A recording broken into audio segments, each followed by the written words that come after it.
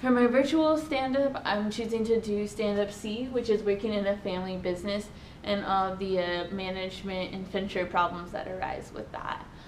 Just a little bit of context, I didn't actually work in my own family's business, but I worked in a family business for about 5 years doing kitchen installation and floor installation as well. So a giant remodel company basically.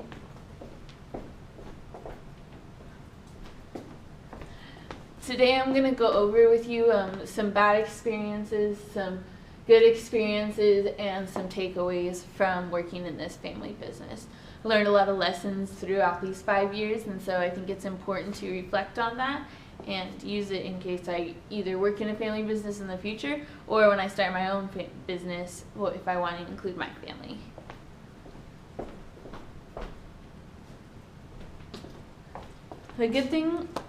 The good thing about working with your family is that it's people you can trust. No matter what, your family has your back. If a customer needs something or a vendor needs to be in the store early, you can trust that your family's going to be there to support the business, and which is in turn supporting you, and you support them. A good example of this is that when vendors would have to come super early in the morning, because I was always up early, I was the one to pick up the products from the vendors, and my family could trust me to do this because they knew I was up for it. Also, you have 24/7 communication. So because you're family, you have each other's phone numbers, you know where you all live, you're constantly hanging out, you know what each other's cars look like, you see each other around town, so if anything goes wrong, your family is right there. They're right there to help. Something that's also important is that working with family provides a lot of high motivation. A good example of this is when my brother got a new car.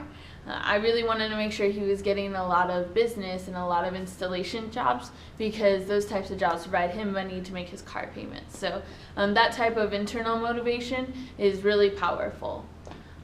A last point is that you learn a lot of lifelong training and skills in a family business that you wouldn't really learn in a typical corporate business. Your family really wants you to build and develop and almost nurture, which a lot of companies won't do. A good example of this is that because we were a small business, we went from working in multiple showrooms to opening our own business. So I really got a good experience of what it was like to open a business on a really small scale, which you can see right here. But it was a great experience. It's something that I couldn't really get, because who else would trust you to open a business except your family?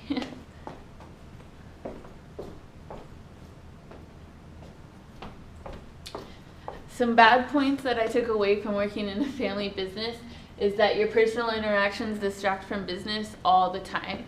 Constantly, if I was getting bored, I would go in back and mess with the forklift and arrange all the pallets and try and make an obstacle course for myself. And we'd all have fun trying to run it.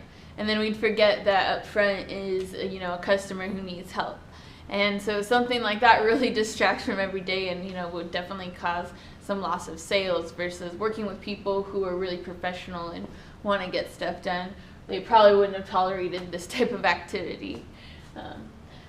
A second point to take away is that there's a real lack of boundaries constantly. If things were going wrong, it was, okay, I expect you to fix this, I expect you to do this, or if paychecks weren't done in time, I was expected to wait really late on Friday nights, and the mom and dad thought this is okay because we're all family.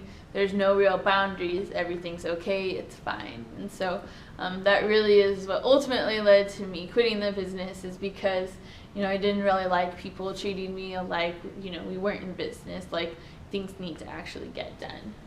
A third point is there is this really strong lack of seriousness, like I said right here. Also, all the time we'd be goofing off and trying to make games and making fun of each other, and this type of activity is really okay for your family, but when customers see you teasing each other, calling each other names, they probably don't think it's as professional, and that probably didn't help us with sales as much. So we probably should have stayed a lot more professional. And lastly, there's always a lack of consequences when working with family.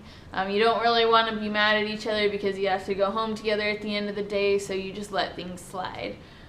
You don't want to hurt each other's feelings because you really care about each other. So if someone does something wrong, you don't want to yell at them and, chastise them. You just want to say, okay, well, I'll fix it for you, but next time, so that's something that probably doesn't help us grow as a staff, is just covering for each other, not trying to touch each other's buttons. But we could have really done that to help each other grow.